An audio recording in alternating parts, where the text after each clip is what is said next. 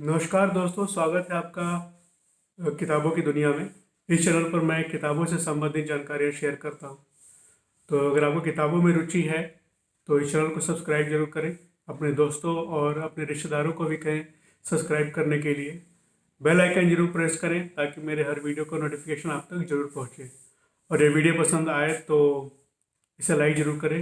Video अंत तक देखें ताकि आज की चर्चा के बारे में आपको पूरी जानकारी मिले। और आज मैं आपको जिस किताब के बारे में बताने वाला हूँ वो एक इंटरनेशनल बेस्ट सेलर रह चुकी है। और इसका लैटिन अमेरिकन साहित्य में काफ़ी प्रभाव है। और कहें तो खास अगर देश विशेष की बात करें तो ये एक अर्जेंटीना के साहित्य से जुड़ी हुई किताब है। इसका नाम है एक सिरफिरा खिलौना।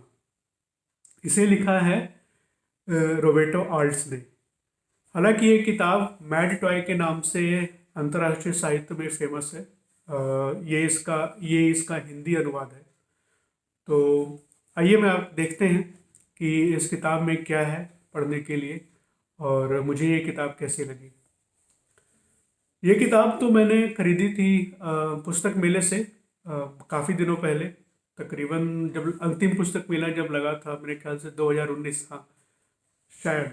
2019 में मुझे याद नहीं आ रहा 2020 में लगा था कि नहीं, लेकिन हाँ 2019 में मैंने इसे ख़रीदा था।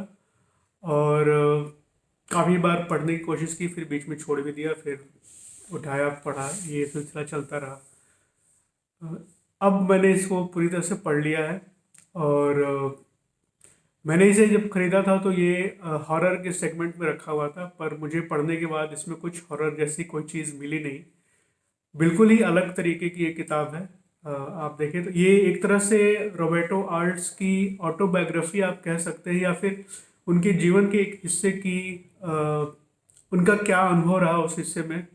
जब वो लेखक बने तो उसके पहले किस तरह की ज़िंदगी वो जी रहे थे और मोरालिटी से किस तरह से लड़ रहे थे। समाज के साथ, समाज की मोरालिटी के साथ वो किस तरह से उनके अपने अंदर जो एक द्वंद्व चल रहा था, अ, उसके विषय में ये किताब है। अगर संक्षेप में कहानी की बात करें तो 4 एपिसोड्स कह सकते हैं आप कि उसमें इस कहानी को दिखाया गया है।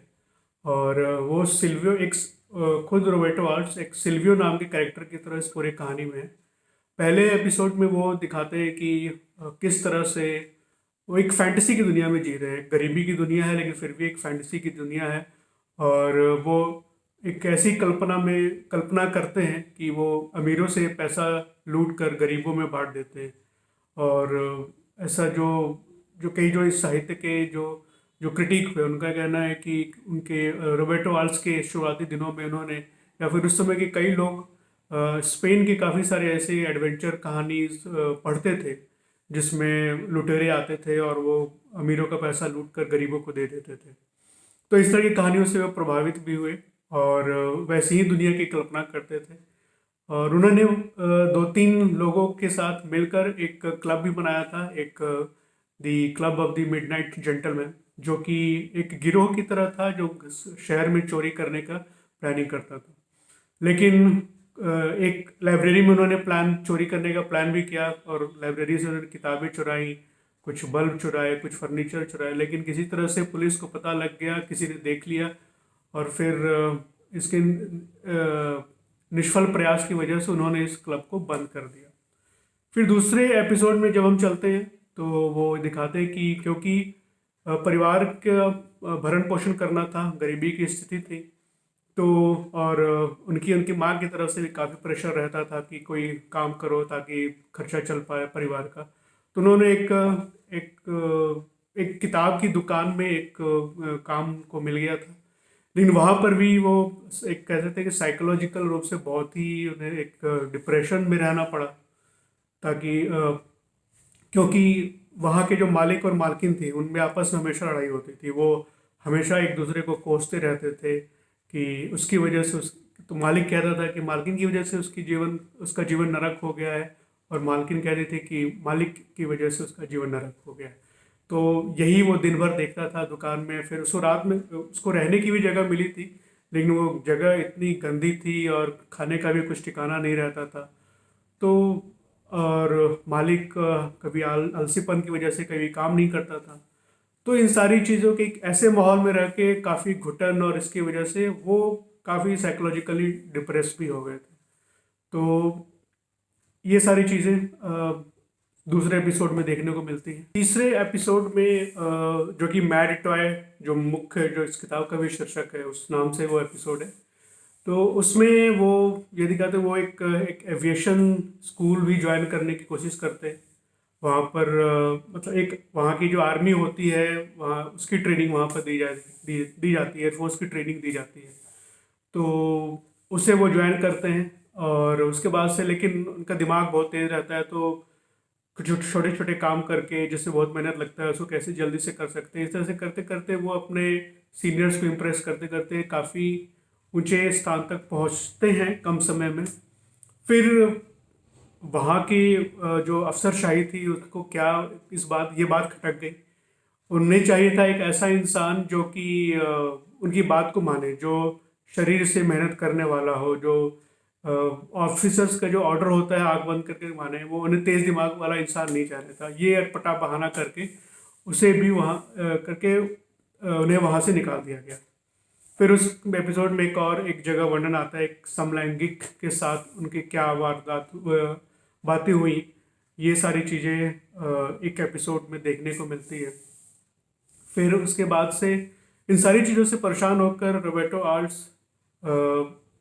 एक रिवॉल्वर भी लेते हैं सुसाइड करने के लिए, और लेकिन इसमें भी वो निष्फल हो जाते हैं। फिर अंतिम एपिसोड में ये दिखाया जाता है कि उनकी एक दोस्ती होती है, एक रेडगो नाम के एक छोटे से आदमी से। वो उसके साथ घुल मिल जाते हैं और फिर वो एक इंजीनियर के घर चोरी करने का प्लान बनाते हैं। रेनगो जो होता है वो सिल्वियो पर भरोसा करके उसे अपने प्लान में शामिल कर लेता है, और काफ़ी प्लानिंग वो लोग कर भी लेते हैं, घर का भी नुमाइना कर लेते हैं किसी बहाने उस इंजीनियर के घर जाकर, और हकीक चीज़ को देख भी लेते हैं कहाँ से कैसे करना है। और वो नौकरानी इंजीनियर की मिली हुई थी उनसे, तो इस तरह की प्लानिंग वो लोग कर लेते हैं। लेकिन अंत में जाके सिल्वियो के अंदर कुछ पॉजिटिव चीज़ आई, और वो क्या करते हैं कि वो इंजीनियर को जाकर बता देते हैं कि आपके यहाँ चोरी होने वाली है, और पूरा प्लान वो बता देते हैं। तो ये एक एक उनके अंदर एक बदलाव देखने को मिलता है। भला वो पिछले 3 एपिसोड में देखें तो वो समाज के अगेंस्ट में थे एक तरह से, चोरी करना या फिर समाज की जो जिस तरह से समाज ने उनको व्यवहार किया था उनके साथ, उससे वो निराश थे। लेकिन अभी भी वो एक आशावादी की तरह, भले ही एक रेनुओ के साथ वो धोखा करते हैं, लेकिन समाज की जो व्यवहार है, जो उनके जो मोरल एथिक्स है, उसको ध्यान में रखते हुए वो उस डकैती को टाल देते हैं, और इससे उनको वो फिर वहाँ से चले जाते हैं। तो इस तरह की कहानियां हैं इसमें, छोटे छोटे एपिसोड्स हैं इसमें इसमें जो आपको मिलेगी, और सिल्वो या फिर आप कह सकते हो रोबर्टो आल्ट्स के बारे में पता चलता है। कहानियों का वर्णन काफ़ी अच्छा किया गया है। जब भी वो कोई चोरी करने जाते हैं तो उस जो दृश्य का जो वर्णन है, इसमें शब्द काफ़ी अच्छे इस्तेमाल किए गए। आपको ऐसा लगेगा कि आप उस दृश्य में आप हैं, कोई आप एक जैसे मूवी देख रहे हो, और तो पढ़ने में आपको अच्छा लगेगा। मुझे लगा कि कुछ कुछ ये सारे जो एपिसोड्स थे वो अकस्मात तरीके से शुरू हो गए, मतलब इनका एक दूसरे से कुछ कनेक्शन नहीं था। जीवन के अलग अलग एपिसोड्स को उन्होंने साथ में रख दिया। एक लय में मुझे नहीं लगा ये चीज़ है इसमें। आप पढ़ सकते हैं इसको, अच्छी लगेगी, पर मतलब आप स्किप करना चाहें तो आप स्किप भी कर सकते हैं। तो ये थी रोबर्टो आर्ट्स की एक सिरफिरा खिलौना। तो आप पढ़िए इस किताब को और बताइए कैसी लगी आपको, और ये वीडियो कैसी लगी आपको, ये रिव्यू कैसा लगा, इसके बारे में भी ज़रूर बताइएगा। मैं फिर मिलूँगा एक नए वीडियो में, एक नई किताब या फिर किसी एक नई चर्चा के साथ। तब तक आप मस्त रहिए, लाइफ एंजॉय करते रहिए। Bye bye.